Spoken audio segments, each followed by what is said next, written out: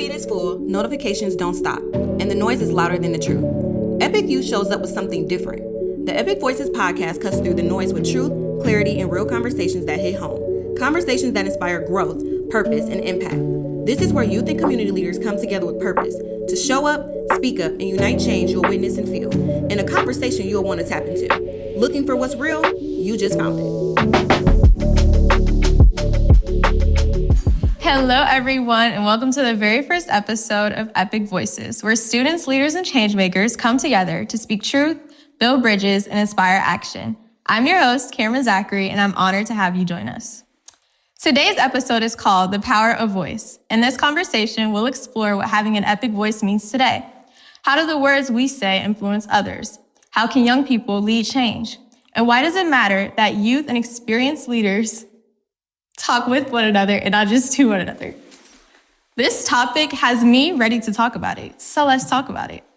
Here to talk about it with me today are two incredible guests, Matt Barnes, morning anchor at NBC4 here in Columbus, who brings stories from every corner of our community, and Alissa Henry, host on WSYX, ABC6, and local lifestyle reporter who uses her platform to highlight culture and connection. So without further ado, let's welcome our guests. Hi. Hello. Yes. Hello. How's it going? I'm excited to be here with you and with Matt. Yes. Me and Matt go way back. We went to OU together. Oh, really? Yeah. Oh, you? Stay in college, known Alissa for way too long. I know, yeah, awesome. So I'm excited. But we've never done anything like this Never. before, so that's fun. Not excited to do with you. Always love everything that Epic is doing, so it's fun to be here. Yes. So I did like a generic kind of introduction. So how about you guys introduce yourselves, how you like people to know you? Ladies first. Well, my name is Alissa Henry, which kudos to you for pronouncing it right. I have two different pronunciations of my name, so it's Alissa. But I work at ABC6 and Fox 28. I'm the traffic anchor there, lifestyle host there. I also host Cash Explosion, which is a lottery show. Born and raised here in Columbus. I love this city. I feel very fortunate to do this job in this city. And I have a husband and a son, and I love running around and doing fun things with them. Yeah. Legit running. Right, that's true. Running for yeah, sure. it's handwritten. Yeah. But yeah, Matt Barnes, NBC4, and like Alissa, from Columbus, born and raised. So it's so amazing to be able to cover your community, be involved in the community that raised you and where you grew up. Been in this job now in the morning gig for about 10 years, but at the station since 2010. So it's been a long time in NBC4, which is Yeah, to think. amazing. I think more than 15 years now. And yeah, it's great. I just got recently married a year ago to wife Sierra. And Also an OU grad. another OU grad, another local girl, Gahanna. And Really, Gahanna? 100 I grand. go to Gahanna right Well, then there you go. Oh my gosh. Yeah, nice. You're in high school? Yeah. Oh my gosh, this is amazing. Wow. I'm super impressed. Look at you. But yeah, no, it's just fun. And, we're so fortunate to have the jobs we do, especially jobs we wanted since we were in college and even before that. And to be in the business that you strive for when you're that young and so in it now. In your hometown? Yes, in your hometown. Is amazing. It's absolutely amazing. Yeah, it is. Love It it. is. It's great. Okay, so in true epic fashion, we love to highlight our glows and grows. So now that we're in the end of the year, I want to ask both of you guys, what is one epic moment that truly changed who you are right now? Whoa. I'll let you go first. All right, I'll start. Okay. Only because it just happened recently. And this one was a straight up like glow. I mean, I just ran the New York Marathon, and that was I should have went first.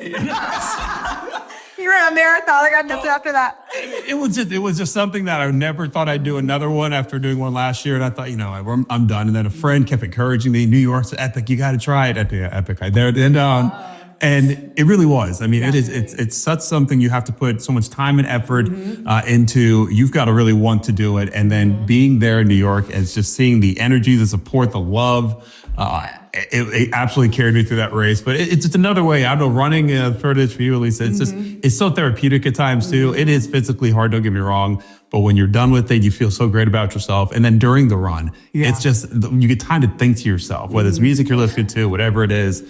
And so, yeah, for the last 3 months, just 4 months training for it, it's just been great. Just having that moment to myself, that's hours of training to myself. Right. And then race day was just amazing. So, It is in New York considered one of like the world majors. yes, there's 6 world majors at That's one of them. amazing. So yeah, I'm not gonna get the other 5, but You could. I could. But at 39 years old, my body don't want to do these marathons the whole life. So But it was That's awesome. It was such an amazing way to kind of finish out the year. Yeah, congratulations. That's fantastic. I'd only heard about the Boston Marathon, and then I was on like TikTok, and everybody was talking about the New York Marathon. Yeah. So this is a big deal. Yeah, it's huge. Yeah, it's a massive deal there. Yeah. Yeah, that's on the bucket list for sure. Really? For me, I would say that in my career, I took another step. So now I am a permanent part of the morning show, Good Day Columbus, #1 morning show in Columbus. You're sitting right here. Just had to rub that in. But I've worked at ABC6 and Fox 28. I started as a CW star way back in 2013. And so it's just been a very storied career since then, doing all kinds of different things at the station. I left for a while after I had my son and came back, and it's just been a lot of different things. So I'm very excited that this year I took on the role as traffic anchor. So now I'm like a permanent part of Good Day Columbus, and I love that show, and I feel very honored to work on the morning show at Channel 6 in my hometown. It's amazing. So yeah, now I get to do what Matt's been doing forever. Which is Waking up early. You know, waking up early, right? We just need being on the morning show is really fun. I think morning shows are like amazing. I do That's too. like You get to show some personality that you Yes. can't always show in the evening shows because there's room for it. There's room for ad-libbing and personality. So people are waking that's up, fun. starting their day. You get to like be a part of that. So that's really fun. So yeah. Feel like on the way to work. Right. Right. I get to do like news radio hits on WCOL, which is really fun. So I like to be a part of people's mornings every day. Yeah. Love that. Okay, so my first question is, growing up, did you always feel like your voice was heard, or did you have to learn to speak up? I would say that I feel like my voice was heard in terms of like with my family. It was just me and my sister.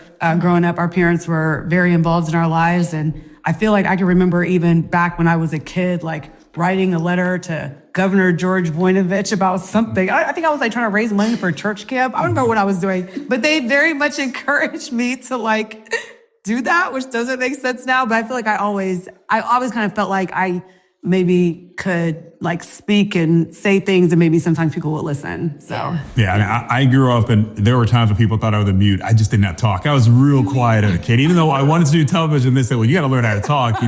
And so it came to the point where whether it was teachers, whether it was my parents, whether it was a pastor, whatever it might be, saying, you got to speak your voice, like use your voice, speak out with your chest. And if you want something, you got to ask for it. And so finally like, growing into that by middle school, I remember like finally running for student council. And that was such a big deal for me just to do that speech, like to actually go in front of my peers and want to do that. And then it kind of rolled from there. And finally, like, okay. Interesting. Like, you know, these are my So you were friends. not the talks too much in class pipeline to news person like I was. I was always talks too much in class. Well, joke's on you, because I've now made it a career. The problem was that I had a sister that wouldn't stop talking. So when we lived at home with someone who wouldn't stop talking, I never had room to talk. So that's why I think it was. And But now you're like, see, now Exactly. she's listening to you. now I get the last laugh. I talk for a living. So, but yeah, that's what it was. Just finally learning that my voice does matter. And if you want something, you have to actually ask for it. Advocate for yourself. Like, I feel like for me, because I'm an only child, so I talk at home to my parents and stuff. Like, once I leave the house, it's like nonstop talk. Yeah. Like, similar to like elementary school and stuff, every report card like needs to control talking. I just love being social, talking. Right. So yeah, like I definitely, talking is a beautiful thing. That's interesting. And I do think that like talking and having a voice, maybe two different things in terms Sure. of like importance, like making sure you're not just talking to hear yourself talk, but actually having a voice and being able to understand that your voice matters and like what you're saying matters and controlling what you say and thinking about what you say. So, but yeah, we can get into that. Yeah. Sure, we're sure. Okay, so my next question is, for students trying to lead at school or in programs like EPIC, what is a piece of advice that you wish someone had told you at your age?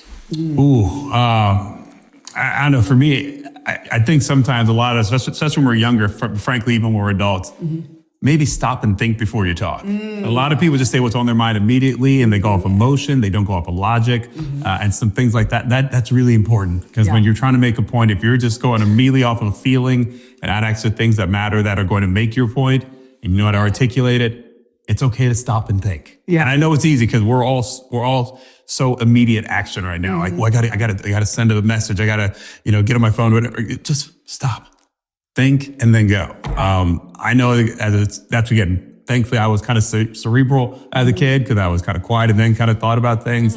But even as an adult now, I have to remind myself, like, all right, think about it before you actually act. And I think a lot of students really have a problem with that sometimes, is that they want to just act immediately, and that's when they get in trouble. My mom used to always tell me that scripture, be quick to listen, Yes. slow to speak, and slow to get angry, which is not what you want to hear when you're in middle school. But it really is good advice. And I would always say, just like in terms of like being a leader and being part of organizations like this, is take advantage of it. I think it's easy to feel like, it's somebody else going to do it, it's somebody else's opportunity. No, it's your opportunity. You are in this place for this time, so take advantage of those opportunities that are there. And you don't have to do something way out of your comfort zone, but just feeling like, recognizing what you have and taking advantage of those opportunities and the people that are around you. That's what I would definitely go back and tell my younger self for sure.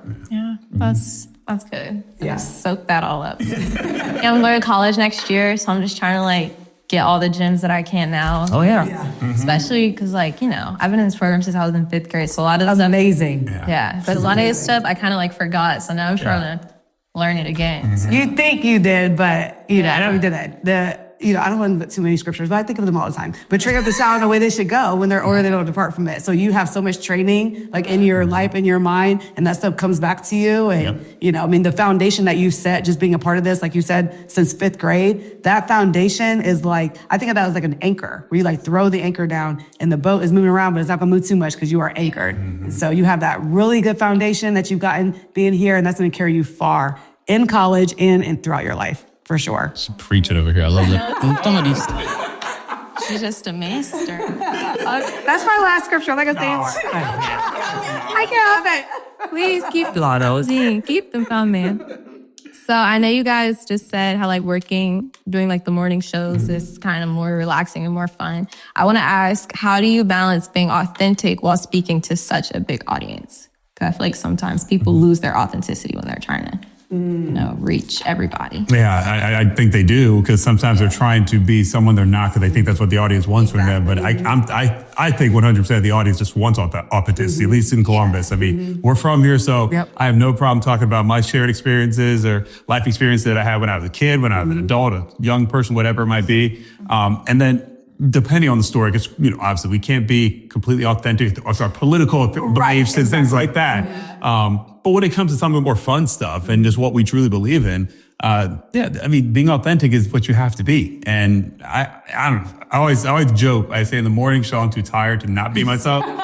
It would be harder for me to fake someone else, because then I'm working too hard to okay, but that's what. But I just learned over time that I can't be anyone but myself, whether it's in television or whether it's in real life. And so if people like me for me, great. If they don't like me for me, that's fine. Go watch Channel 6, go watch Channel 10, or don't watch it all. I don't care. But all I can be is myself. And I'm going to always tell that to other people, but especially those who want to pursue this other career. If you're not yourself first, you're not gonna be successful. It's not gonna work. I would agree with that. I don't have a lot to add because that was really good. Okay. That was good. That was super good. Okay, so this question is more so for you because you said you've been out really extroverted all your life. Okay. So I know you said a story about how you did the student council at your school, but when did you realize after that your voice could truly make an impact? So it was funny. So the student council thing was one thing, because I was 8th grade. I had been in my middle school for 3 years at Johnson Park, and I remember getting on there as vice president. It was great. And then I went to high school and got knocked down right all over again, because I went to Bishop Hartley and I knew all of 3 people. My sister being one of them, who wanted no part of me because I'm a freshman, she's a senior. So you go sink or swim by yourself. I said, all right, thank you. But it wasn't until about sophomore year where same thing. I was like, all right, we're going to do the student council thing again, see if that works. Mm-hmm. And I just remember pitching ideas to our class about whether it's a float idea or for our homecoming float. And 2 things happened. One, they said, well, we have nowhere to do it. I said, well, we'll do it at my house. And they actually agreed. That alone, I was like, hey, wait a second. This kid who knew 3 people, all of a sudden you're all willing to come to my house on the east side, which, listen, Bishop Hartley is the kids that are like, I'm going to go. It's not going to be okay.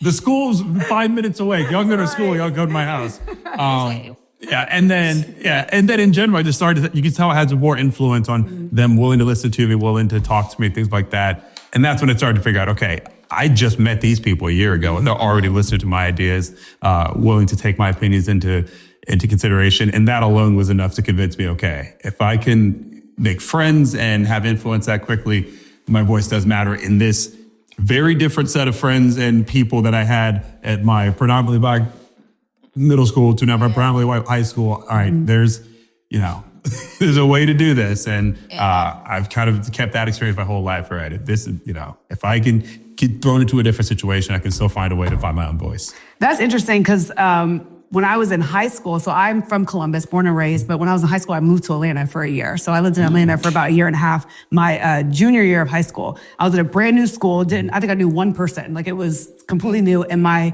homeroom class was the morning announcements, like, that you do on the TV, which now I feel like all the schools do that. Yeah. But when I was coming up, that was like kind of new. So that was how I made friends at the school, because people would say, "Oh, you're that girl that does morning announcements." And I remember thinking, man, this is such a cool thing. Like, how can I make this a career? Like, because literally I'm at this brand new school. I don't know anyone. People are like, "Aren't you the bro that does morning announcements?" Like, "Oh, do you want to sit with us at lunch? Do you want to like hang out with us, whatever?" So I made friends that way. And I was like, this is a great way to make friends. Like, and that's when I realized I could do not necessarily mornings at the time, but just do news. So I love talking, I love reading, and like, this is a way to make friends. This is great. And it actually has been a good way to make friends.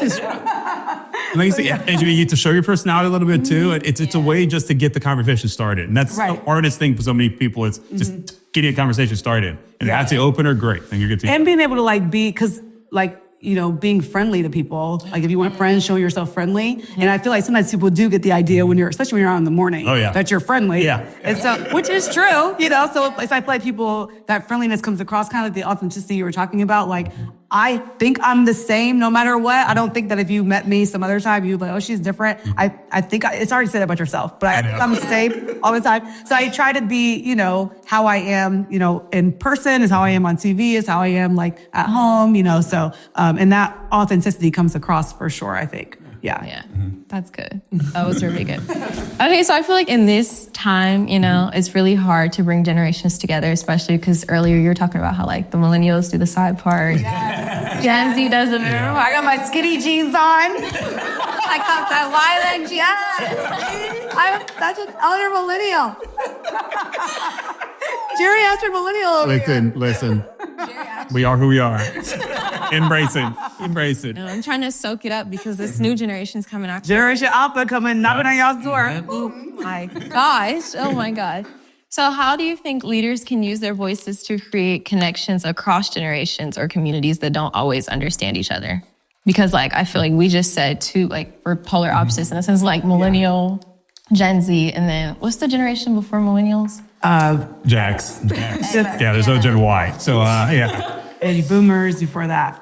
I think that just finding the things that we have in common, because I think we all have more in common than we have like separate. Even like when I look at you now, like, you're in high school. I was in high school at some point. It was a long time ago. Yeah. For real.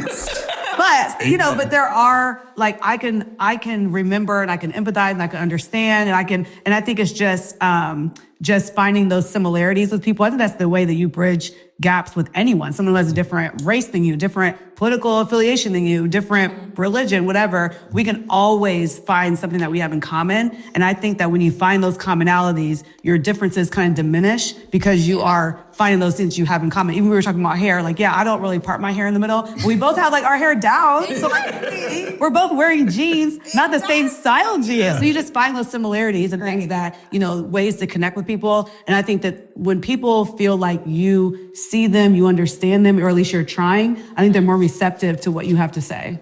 Yeah. My whole thing is there's always something I can learn about myself or from someone else. And so whether you are 18 or 88, I can learn something from you. Whether it's at 18, I still don't know how to use TikTok, but I'm sure I could ask any Gen Alpha or Gen Z, or they could teach me right now. And that's something I need. Whereas, a good 88-year-old person can teach me so much about the world and life and how it was. And parts of what they did then, we still should be doing now, but we've forgotten and lost. Like the sense of community we used to have in neighborhoods that we don't have anymore. They used to sit on the porch and, they take care of the whole neighborhood because everyone knew everybody. And that is not at all how it is anymore. And, you can learn all this stuff. And like, I have a little brother that, big brothers, big sisters that, That's awesome. oh my gosh, I learned so much from him. Yeah. It keeps me young. And I love that because, I'm learning words I didn't know were words. What have you learned so far? Well, I'll be honest. The first time I even heard the word bet. Bet? Yeah, I know. This is how old I feel. He said bet, like bet what? But no, I would think, okay. Oh, no. I know, the lingo. Now everyone says it, it's like, oh, no. This, Back to with my nieces and nephews, I don't even know what's being and then there's like a million other things. That Right. He'll abbreviate so many words. I'm like, you got to explain that to me. I'm so sorry. I'm so sorry. trying to decipher it, but we don't want to ask. Yeah, when I'm 20 years older than somebody, I've lost that, but that's okay, you know? Yeah. But I'm not going to make fun of them for it because Right. I'm learning just so I can, become a better person, become a better mentor and role model, whatever. So, yeah, as long as we're all, as Liz said, as long as we're open to listen to each other, find the commonalities, and then let's be willing to learn from another person. Yeah. Because we don't know everything. We simply don't. Yeah. And just because you're young doesn't mean you're stupid and unwise. You know things that I don't know and are actually willing to learn from you just as much as you're willing to learn from me. Yeah. And I like that you guys have that look on it because I feel like sometimes older people, they always say like, oh, you guys are the future. You guys are the future. Like, I can vote. Like, I'm the right now. You're the future in the now. Absolutely. Like, I'm literally the president right now. So don't count me out. Like, please do not count me out. I love that attitude. That's great. Yeah. It's just like, I'm literally 18. I wasn't able to vote this time. I'll be able to vote next year. It is funny that when I hear that, I'm like 18, oh my gosh. Like, I would love to be 18 and you have your whole life ahead of you. Like, your whole life. But I'm sure older people look at us and say the same thing. For sure they do. But I just am like, girl, you got it. You got it. Your whole life, that's amazing. So excited. I'm so excited. Okay, so, I mean, if we're just talking about Gen Z, we love social media. We do. We know how easy it is to blow up because it gives everybody a platform, like influencers and everything. It's really easy. So how do you think that young people can use it positively and still get, like, the message out while being authentic? Because like we said about authenticity on the news, you cannot be authentic on Instagram. Seems like it, right? Nothing on Instagram at this point is real. So it's just like Sure. in the world of AI and everything else, like nothing is real at this point. So how do you think people could still be real while being authentic? I mean, that's a tough one. And it's only tough because I only know, like if you look at my Instagram or any of my social media, it's incredibly boring compared to most. Because I don't put much effort into it. I just put like a picture, maybe a video or two, and of my day to day because I feel like I have to. Like for our job, I feel have to let the viewers know, hey, we're alive, we're doing things, whatever. We're alive. But I don't want to put too much effort into it because I'm so afraid that sometimes I'm afraid all we do is put the good things that are happening in our lives and not the bad things. And by doing that, everyone thinks like, oh, life is peachy, life is great all the time. And I mean, and it's not. I mean, there are difficult things in our lives. And I appreciate your coworker, Kamron, putting everything with Katie and his wife on there.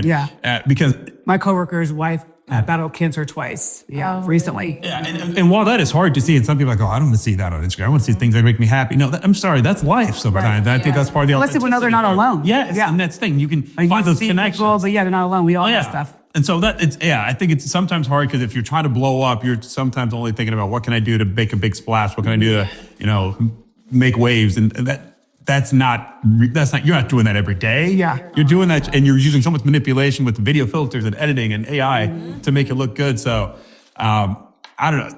If you want to be boring like me, go for it. But if you are trying to blow up, be an influencer, I think it is hard sometimes because you kind of have to be someone you're not just to get the attention, and then finally maybe you can bring it back to yourself. But I don't know. I'm old and I'm old with looking so I can be more pants. I know I'm not. Right. Not old at all. I haven't even hit 40 yet. I mean, neither have I. But I always say, like, in a different sense with social media, like, just be very cognizant of what you write down. Yeah. And I think that's was even advice when I was like a kid, like when you're writing notes in class, like when you write something down, that's evidence. And so I think that people should really be careful what they write down. I think that social media encourages you to put your thoughts out there. And sometimes your thoughts are better shared with friends, a person, family, a group text. Than the world. Not necessarily on social media where now you put something out there that now you can't control it. And one of the things I don't like when somebody has a big success or something great happens and people dig up their old social media. That is one of my pet peeves. However, if that is still happening to people, I'm like, and that they're pulling up a tweet from 2022, you knew better. in 2022. Like in terms of like, you knew that this is a possibility. So I think that you have to be really careful what you put out there. I don't think it's, your fault if someone's like pulling up something old that you did or said, but I do think that we have to be very cognizant of what we're putting out there, not only because it can come back to bite you, but also I like to think about, is this true? Is this kind? Is this helpful? Like, it's not always. That one right there, the helpful. I can't say how important that is. Yeah, I mean, it's is this helping the conversation? Is it helping the discourse in this country? And I think social media puts you kind of in an echo chamber. I mean, and I've had this happen to me where I like fire off a tweet about something and I'm like, everyone's saying it. No, everyone is not saying it. This is your little algorithm, but that tweet has now gone to somebody else's algorithm. And now, not that it will like come back to bite me, but just in the sense of like, this is now in a different context. And is this how I want to be represented? Like, is this worth that? Like, that's what I had to think about sometimes, especially when you have like really hot button topics and, you have a really good take and you like really feel like you could say something, but it's like, we all have different experiences. We all have different perspectives. You have to be very careful, especially as a young person, what you're putting out there, because like you said, we don't know everything. No. And even at any age, you don't know everything, but especially, when you're young, you really don't know everything. And I think when you put stuff out there, you just have to be really careful what you are writing down. And that's in an Instagram caption, TikTok, tweets, threads, whatever the thing is, just be very careful about what you write down. Yeah. I think that's like super important because people don't understand how like digital footprint is so oh my gosh. Yeah. Like, I don't know if you know who like Kayla Nicole is. Yes, and I was actually thinking of that.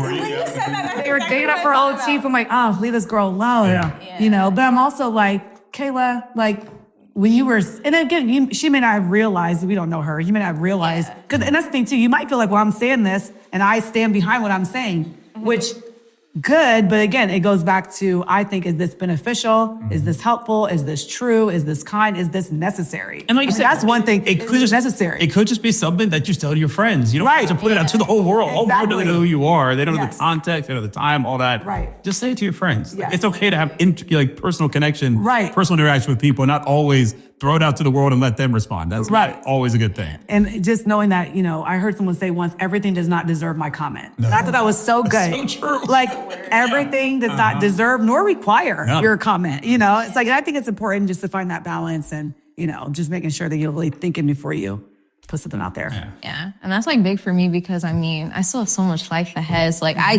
hardly ever post on Instagram. I post on my story a lot. But like so my day page, I have one post on my page. Oh wow. But I feel like that's not a lot of people. It's like 1 to 0. Eat stuff here. Exactly. Pages, that says I cannot keep up. Like, what happens to your posts? Like my niche, I have like different pages. I just can't keep up. I definitely am a Finsta warrior. For sure. Yeah. So this is like off the script, but I just have a question. So I'm like really, really, really involved. So like aside from Epic, I'm president of Delta Gyms. I do stuff in school. Love it. I do a lot of things outside of school. I'm in the cotillion right now. Like I'm applying for schools and everything. So I have a lot going right now. Yeah. So like, how do you guys balance like work and life? Because essentially, I mean, I don't really have actually I do have a job. Yeah, I have a job too. So like. Love the secret of all the things you forgot. Must be nice, because I ain't gonna forget about that paycheck. Like, how do you guys balance it? Because that's one thing I'm like having trouble balancing it. Go for it. I think You're the mom. I think that in the beginning, like when I first started my career, there was absolutely no balance. I was like, I knew what I wanted, and I was like, for lack of a better term, boss to the wall. Like, I'm like, I feel like when you're young and you have energy and you have time, that is the time to grind. Yep. Like, that is like, because I feel like you can see people who are doing things, they're successful, but you're not seeing where they were in the beginning, where there were no days off. And that's probably like an unhealthy way to be, but I mean, that's just how it was. Just very focused, very driven. Like, this is what I want to do. And I mean, I was like that in college. I was like that, when I first started my career. Now that I've gotten kind of further along in my career, I think of it like a bank. Like, I feel like I stored up all this cash and now I can like spend it, like take a little more PTO. Like, I'm going on vacation, like where I feel more at liberty to like kind of like step back a little bit, but I feel like it is so important, especially for young people. I'm like, you have time, you have energy, use it. Use it. Like, I'm not a person that's going to tell you to like, I do think you should use your PTO.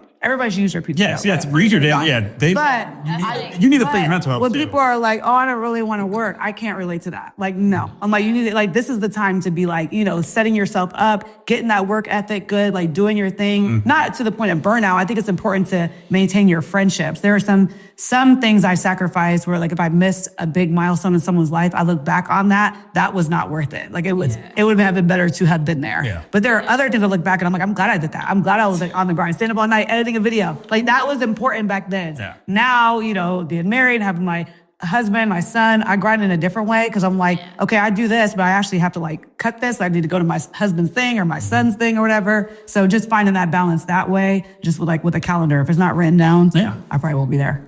Yeah, I mean, both in high school and college, I was involved in a lot of different stuff, and mainly that was because I wanted the experience of what I was doing to inspire my knowledge base or whatever it was later in my career. So, like, as weird as it sounds, I knew I wanted to be sports broadcaster when I was at OU. So what did I do? I became a part of intramural sports and became a referee just because I wanted to learn more about the rules of the sport, thinking that would help then my sports broadcasting career. But see how awesome that is? Yeah. But that is awesome. At OU, I became a tour guide. Why? Because I thought that would help my public speaking and ad-libbing, answering questions. I thought that would be helpful when it came to my broadcasting career. So trying to find jobs like that I thought would help me in that. And so, I always stay busy. And my saying is always, I'd rather be busy than bored. Because when I get bored, that's when nothing productive happens. That means I'm sitting, it means I'm just watching movies or TV. That's not positive for me. I'm either not exercising properly. So I gotta be doing something. Don't get burned out, because then once you do get burned out, after you need a good day off, you need a good dad, and whether that's the spa, somebody that's golf, running, whatever it might be. Something's getting me away. But you'll find that balance, and you'll know, because you'll either get real tired and just real lazy or whatever it might be, or you'll be like, I got to do something. I think you should, especially at this age. Yeah, you got to do the work. Try everything. Fail at some things too, because failing is going to make you actually stronger when you do something else. You're like, okay, I learned from this failure. Now I can, know how to grind through this. But you got to get involved to know that. Right. Yeah. And then finding a way and doing the work. I mean, when I first got my job in TV, I realized that if I could write a story, edit it, go out and shoot everything, edit it, and give the producer a package to air, that would get myself on TVs. There was no sitting around waiting for somebody like, Alissa, do you want to do this story? Nope. It was like, I'm learning how to edit. I'm writing stuff. I'm reaching out to Aaron and Sharon. Can I do a story on you guys? Get the story done. I'm like, hey, I wrote this story, and it's all done. The producer was like, great, it's in. And I'm like, okay, you can watch it at 6:55 a.m. But that was the grind. I mean, and I'd like that. I would not be where I am career-wise if it wasn't for that work that I do in the beginning. And that bled over from college and even from high school. So I think that it sounds like you're in a lot of different things, which is great, especially at this age. Yeah. But eventually you'll want to focus it, make sure you're doing a lot of things that benefit what you ultimately want to do. But while you're young, you're just trying a bunch of different things and seeing how it shakes out. So and finding out what you don't want to do, but that's as important. Yeah. And I definitely found that out at an early age because my mom was putting me in all these different sports. I did every sport you can think of. Oh, yeah. Mm-hmm. And now here I am playing a single sport. I did sports too. I think sports are good. You learn so much more about, forget how athletically good you are. You learn all about how to be a team player, how to work hard at certain things. Again, what you're good, not good. I mean, I played all the sports too, and I am not athletic at all. But I love playing But by the time we got to high school, I played one sport. I'm really good at that. So it didn't matter. You're just doing it to do it. Right, just do it. Just do it. Now he's covering the Olympics, so that's awesome. And that's fun because when you were talking about when you knew if you did this, and this, we get on to it's the same thing. Because I did sports, you had to learn how to edit. You had to learn how to shoot with video. We had to write. We have to obviously anchor it. We have to produce our shows. The only reason I'm going to the Olympics still is because as an anchor, I still take my own camera. I still edit my own video. I still write my own stories, all that stuff. And because of that, that's what they need when they send us out to Italy or wherever these countries are, because we're by ourselves. We're with our camera, with our microphones, and go. It's just so glamorous. Yeah, exactly. And everyone thinks it is. They're like, oh, you must have 5 cameras. I don't know. It's me and my camera. I'm just walking I have a suitcase. And but having those skills, like I said, I knew Matt at OU, and you did. What's it called? Gridiron Glory. Yeah, high school show. There were a few people at OU, in each grade, who were amazing, and Matt was one of them. People who were you knew. I feel like you won a student Emmy, didn't you? Our show did, yeah. Yeah, exactly. I still won an Emmy. I've been in TV for 10 years. Guy won one or college. But you feel like those people where they like work really hard and like really, and when no one is like telling you to do it, that's when you know, especially when you know that's why I tell people, it's not what you would do for free. It's what you would work hard at with no one pushing you to do it. So I'm not doing anything for free. I don't want to work for free. But but in terms of like what will you do when no one is like, make sure you do this. Yeah. What is that? That's how you know that that's what you should be doing, is what you would do when no one's pushing you to do it. Yeah. But you still want to get paid. Yeah. Yes, please get paid. Yeah. It's time for volunteering. Right. And you're working, please get paid. Right. In this economy, let's face it, hey, freaks, por favor. Okay. So what advice would you give students who feel like their voices don't matter or that they won't be taken seriously? I mean, first off, I just want to say you're wrong, but I mean, because it does. I mean, it truly matters. All of us have a voice. All of us have a platform. You may not think you do, but you do. Because your opinion does matter. Where you are in life matters, because it just does. I mean, whether you're a 10-year-old boy that's like, you know what, I don't like the way we're being treated at school. Well, let someone know. Bring it up to a parent. Bring it up to a board member, whatever it is. My little brothers didn't like the way he was being treated. Marion Franklin took it all the way to Columbus City School Board, and I was so proud of him. That's amazing. So proud. I'm like, look at you. You're like, top story. Yeah, but look at you. I don't even know if change is going to happen for him, but the fact that he was willing to put himself out there and speak in front of that very intimidating board like that was fantastic. And I think it even took him some time to figure out, yes, I do have a voice. Yeah. I have I've my own opinions that I think are worthy of being heard. So yeah, I just think it takes a while. Don't get me wrong. I don't know if I thought the same thing either. At that age, if you would have told me at 14, my voice really matters.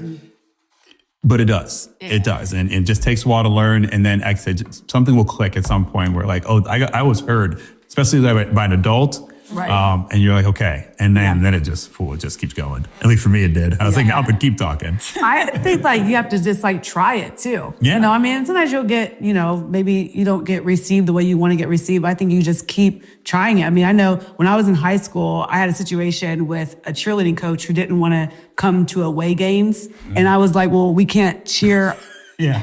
We're the cheerleading squad, and like we want to go to the basketball games, and we couldn't go. Our coach didn't want to come. So I encouraged the other parents to sign up to be our like chaperones. Which I was with the most in high school. I'm like this small high school. I graduated with 37 people. Like I was like doing the most. Where'd you go? But Harvest Prep. Oh. But I look back at them with the athletic director, the men's basketball coach. I mean, they all were very encouraging, and I think that that's important too as adults. Too, is to encourage young people to use their voice, because they didn't really, notice or care. But like I said something, and I think that it goes back to like your brother. Like sometimes when you're in the situation, you are in a better position to say something. And I think that, you just keep saying something, about different things, and just, knowing that your voice matters, your perspective matters, your experience matters, your ideas matter. I mean, those things matter. And being around other people who will encourage that, both your age and adults, I think helps tremendously. Yeah, for sure. Especially like for me, like advocating now, because I go to Gahanna, like we have way more than 30 people in our class. Yeah. My class is pushing 700 right now. Yeah. So just like speaking to like principals and like faculty and administrators and stuff, it can be pretty intimidating, but And it takes practice. Like, practice. Like, you got to learn. You got to learn to speak with confidence. You got to learn how to articulate your ideas, so that you're rambling. Get people on your side. Get fluent. Get people to actually listen to you. I'm big on signatures. Like, congratulations, email. There's a lot of opportunity at Gahanna. I mean, that's like, and I feel like there's different benefits in different situations. Like when there's a lot of people, if there's a few people, there's different benefits in each situation for sure. Yeah, definitely. Okay, so the last question. Okay. What's one message you want every young person listening to remember after this episode? For me, it's always that, life is not as hard as you think it is, but it's also not as easy as you think it is too. I mean, I feel like a lot of people take one thing that happens in their life, and especially at that age, that high school age specifically, and this thing's going to ruin their lives. And it's not. It's not. All right. Really. It's really not. It's not. Like, it's going to be okay. All right. I mean, even already just going to be okay. Right. And I preferably, I'd love for everyone to have a little faith behind it, but that would help. But even if you don't, you just take a step back, think about it, and then, whether you talk to your family, your friends, whatever it is, but it's going to be okay. Yeah. And I just feel like so many young people right now are just so beaten down by what's happening in their community, or what they're seeing on television or radio, or what they see on social media, or one bad thing happened in their life and they just wanted to shut down and think it's, don't do that. Don't do that. We need your voice. We need your perspective, your experience, everything, more than ever. Because listen, the next 20 years, we're going to be dusty and gray, and no one's going to care. Dusty and gray? I'm still going to be... No one's going to care what we think. So, you all, like you said, you're not into the future, you are the now. Like right. your guys' ideas are what are going to be the next 10, 15 years, but they're getting formulated right now. Yeah. And so, I don't want anyone to lose that fire, that energy, that spark this young, because they feel like they're not being heard or they're not, they're not worth it. You absolutely are. You're going to get beat down, but that's the great thing about life is that once you get beat down, you get the opportunity to build yourself back up. You get the opportunity to respond, and that is so much more fun to me. Is the way you respond to something than everything else that comes with it. So embrace those opportunities to fail and then succeed afterward. Mm-hmm. Yeah. I think going along with that, I always say today is not forever, and I think that you can feel like whatever's happening to you today, whatever your life is like today, this is going to be forever. Yep. You feel like you're making permanent decisions, but you're not. You're making very temporary decisions. Even if they feel permanent, they're still temporary. You can always pivot. There are going to be so many things that are going to happen for you, happen to you, happen because of you. I mean, there's so many things that are going to, especially for young people, I'm like, you have your whole life ahead of you. Yeah. Today is not forever. The situation the way my life looked when I was your age looks so different now. Is going to look so different in the future. And I think that that should encourage you to know that, whatever you're experiencing today, obviously do what you can do to change your situation if you don't like it, but also know it's going to change regardless because life is just going to keep on going. And so, I think people can get bogged down, like he was saying, and feeling just overwhelmed by everything. It's like, listen, it's not forever. It's just today. There's so many things that are going to happen. And just like Matt was saying, using your voice, using your perspective, the world needs to hear from you. You guys are the now. I love that. Yeah. They are. Wow, that was like speaking to me, right to me. I'm trying to, because it feels like the end, like for sure. Yeah. It's the end of what chapter for you as you finish high school? High school was so great. College was way better. Oh my gosh, best 4 years of my life. Yes, by far. Easily. College was way better, and I liked high school. Yeah, I did too. But I learned so much more about myself and who I am as a person, as a brother, as a friend, as a son. In college anyways. Yeah, and I have so many friends from college still, like even all these years later. I mean, college was like amazing. And even after college, I mean, I feel like my life since then has been great. And there's been ups and downs, things happen and all that, but and I think that's actually where that came from for me. And also a quick story. So I'm not done talking. Not shocking, right? You said shocking. But when I went to OU, like I said, and after I graduated from college, my dad passed away. And so it was sudden, it was horrible. This is 16, 17 years ago now, but at the time it was like awful. And I remember what was strange about that was before that, my dad he told me, when you graduate from college, you're going to live in Columbus, live at home, and you're going to raise money and then like go get an apartment. But I'm like, no, I'm going to be on TV. So I need to go move to like Savannah or like Podunk, Kentucky. I'm like, I can't be in Columbus. I can't get a job in Columbus. Like, what are you thinking? And so, it was sad that he passed away, but it also reminded me that I spent all that time arguing with him about living in Columbus, and that was never even a factor because it never even got to that. And I think that we do that sometimes. We worry about things, we stress about things, and those things, worry is paying interest on something that you're never gonna own. Like, essentially, you can just keep worrying about things, stressing about things. I wish I would have more enjoyed that time, which I did enjoy that time with my dad, but we had that point of contention where I'm like, I'm not living at home. Yeah. And I never even got the opportunity to do that in the first place. And my first TV job was in Columbus. Yep. And I thought, I can't start in Columbus, but I did. And I just think that you just remembering that, like I said, today isn't forever. Things are going to change. Things are going to be different. And you don't know the path. You just walk it, make good decisions. As far as it depends on you, make good decisions. But then beyond that, I think life will just work out for you. Yeah. Yeah. Okay.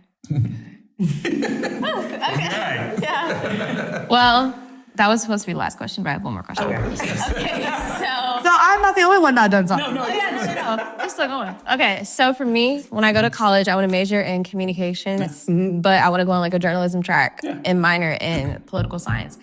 So right there, I was supposed to be on the Lighthouse lawn right now. And that didn't work. Yeah, I know, right? And that's what I'm saying. Like, I just don't feel like I'm on the path to Capitol Hill at 25, and I'm like, it's fine. I still have. But getting there at 35 would be amazing. 45 would be awesome. I'm at 25. 35 would be amazing, and it can happen. But yeah, so like, what do you guys suggest that I get involved in? Aside from, of course, like SGA, all that stuff. It's just I say it literally anything and everything that you find interesting. I mean, find it interesting. I don't care if it doesn't even sometimes even have to be journalism or communication related. Like find something that you think is going to help you grow as a person. And then as far as whatever school you go to, find that professional journalist kind of society group, whatever it is. And then mainly what I think you need to do is just make sure you're staying current with what's in the news. You know, that's the biggest thing. I feel like anyone going to this profession needs to know what's happening in the world. You need to be watching other people. So many times it was just like, oh, I watch, one station. I was like, no, you need to watch a variety of people. Yeah. And watch people who are good. Yes, and watch, exactly. Like, I mean, that's what I was doing. I know I was really thinking of sports journalism, so I was watching my favorite sports journalists all the time. Yeah. But now that I've transferred to news, I'm still watching people that I like truly respect, their hustle, their grind, the way they report, the questions. Because I know one thing I definitely need to work on is my questions to people, and that's what I'm always constantly watching is too. So yeah, find that good example, get involved, but I do seriously find that group that has nothing to do with what your major is to, that you need an outlet to. You need to be well-rounded. Yeah. It can't just be all 90% this. That's what makes sure the journalist is being well-rounded. Gotta be well-rounded. Yeah. When I went to OU, I majored in journalism and I had a certificate in political communication. That's why I was like, yes. I was going to be a White House correspondent and then become the White House press secretary. These were my goals. That's literally my goal right now. It work out that way. And I was in Rachel Scott ABC. I'm like, girl, you're living the dream. But things didn't work out that way. And that's okay, because I'm actually a lottery game show host. And I did not expect that, which is also an amazing gig. If you get a game show host gig, it's amazing. And I'm like traffic anchor, like in a city I grew up driving. Like that's amazing. But I would say, like Matt was saying, just getting involved in those organizations at your school. But also, standing up on the news and looking for those opportunities. Like you could work with you have to be careful about your work history because you don't want to come off like it's biased or like when you always work for like a Democratic like a candidate or always work for a Republican candidate. That can kind of pigeonhole you a little bit. But you can find those like you could write for like a school board thing, or you could like help out some like representative in like a town that needs somebody to write for them. All of that is experience. All of that is reps. And I think that just getting those reps in, like learning about like politics from like a local level and a state level and a national level, like there's government channels. When I was in Athens, there was a government channel in Athens, and you could like work for the government channel. You're going to city council meetings and figuring out if you really want to do that job. Because you might have an idea of what the job is, and then you like start doing it, and you're like, oh, this is not what I thought. You're like, do you want to be at city council meetings, like writing up what's going on, or you just want the glamorous like presidential election? Because that's like once every 4 years. Now it's like, it starts so early. But it's just making sure that you just getting those reps in, reaching out to people who are doing what you want to do, see if they can meet with you and talk with you, give you advice. I mean, I think, and people want to. People want to, people love what they do, and they want to talk to other people about it. And you love talking. So, like, for sure, especially in this business. Like, I remember a meeting with Emily Reimer. She's a State House correspondent in Columbus at ABC6, incidentally. I remember meeting with her, just talking to her about the business and everything. And I mean, I think you find those opportunities. Like I worked for Mayor Coleman's re-election campaign. I was a social media manager. And that taught me like so much about like politics and campaigns. I mean, just like finding those opportunities that you can do things like that and, taking advantage of them for sure. Okay. Receive us some more gems. Do us some more. Alrighty. So that concludes the video, the pod, first episode of the pod. Great job. Can't believe you're in high school. But damn. Thank you so much. But before we end, I just want to remind you all, please follow our Instagram. We are .epicyouth, he is .ethic, and she is .ethic on all social media platforms. And